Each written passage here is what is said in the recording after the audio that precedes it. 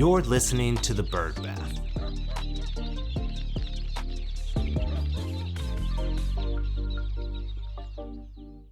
This episode of The Bird Bath is brought to you by First 100, my consulting and recruiting firm focused on the business side of veterinary medicine. First 100 works with veterinary groups, animal health companies, and industry platforms to help hire the leaders who move business forward. From executive leadership to partnership, growth, and operational roles, the approach is simple. Industry-informed recruiting built by someone who works in this market every day and stays close to what's happening across it.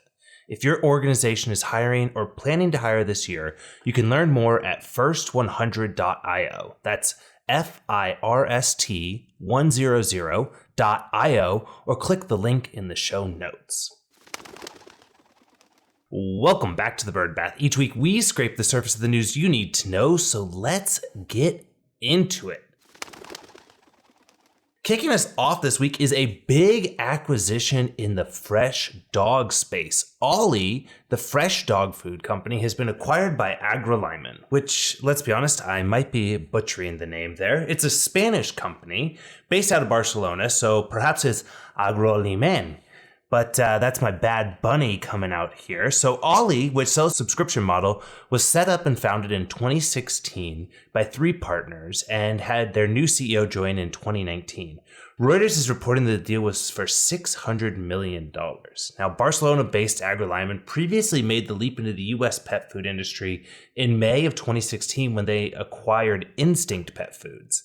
They're family run by a Spanish family, and they have existing interests in the pet food space with stakes in businesses including Nature's Variety, Affinity Pet Care, and an investment in Dogfi in Europe. They also own a manufacturing business, GB Foods, which sells ready meals, soups, and sauces. So definitely fits into their portfolio here when you think about the prepackaged subscription fresh dog food delivery business. A lot of these companies like HelloFresh and some of the others that we've seen that do it on the human side, and GB Foods for the Agroalimen business here, are now diving into the pet food space. The reports say that everything is intended to stay the same for the Ollie team as far as leadership and being based here in the US. So congratulations to the team at Ollie. Can't wait to hear how all of this goes.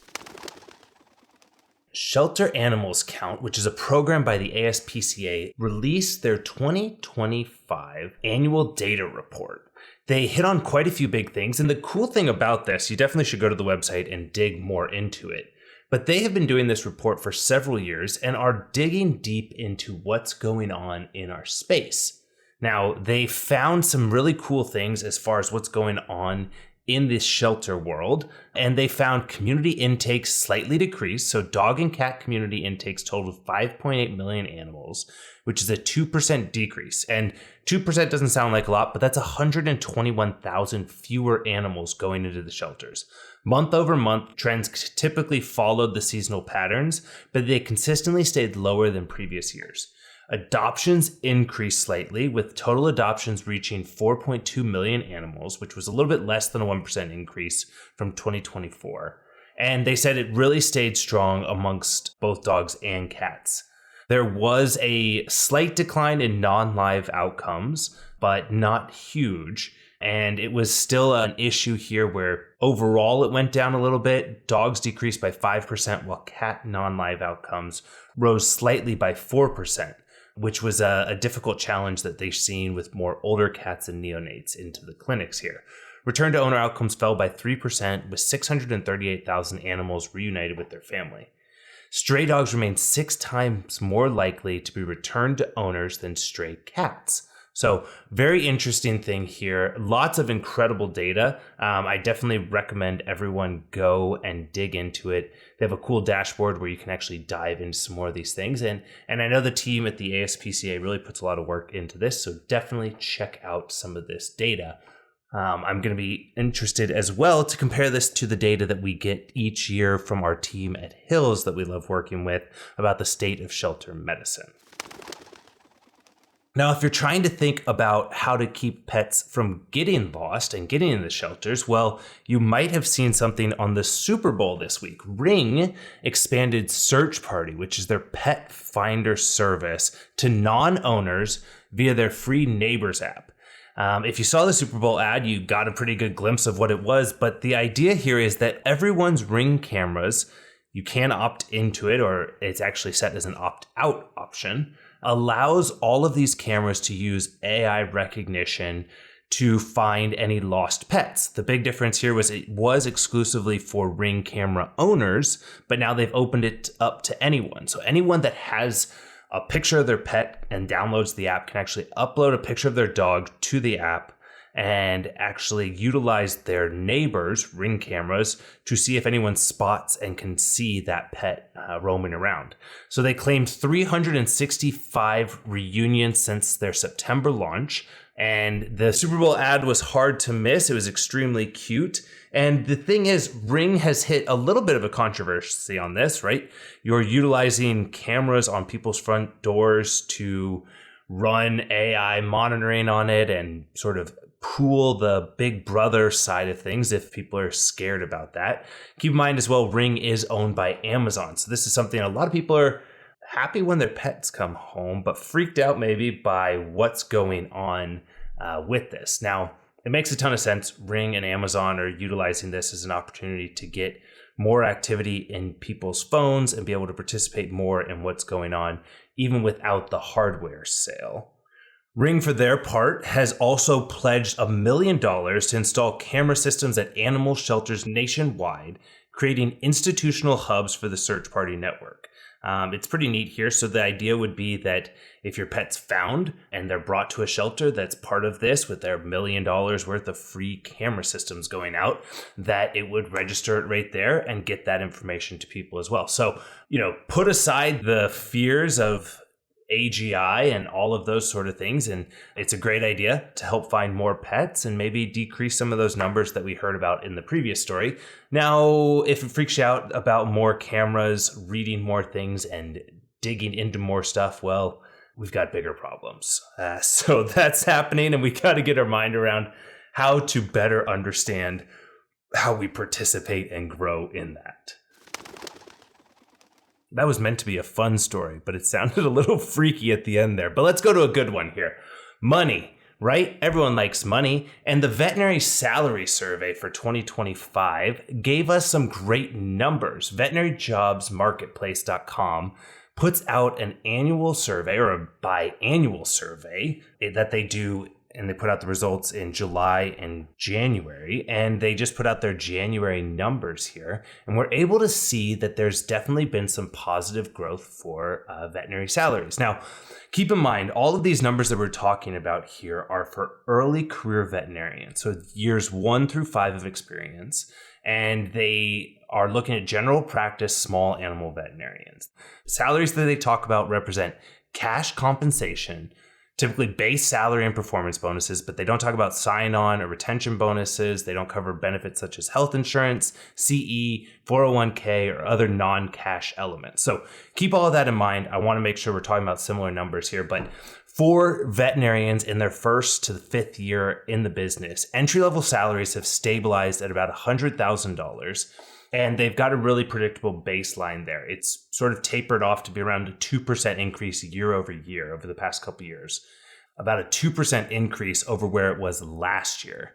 Senior range packages, though, are growing pretty quickly. There's a big wide gap that's growing in this, about an 8 to 9% annual growth, bringing that compensation for 4 or 5 year veterinarians over $200,000. And the gap is obviously spreading here. Last year was about an $85,000 difference between entry-level salaries and the more senior 4 or 5 year veterinarians, but now it's up to $98,000. So the growth in those more seasoned veterinarians is definitely doing a lot of big differences there.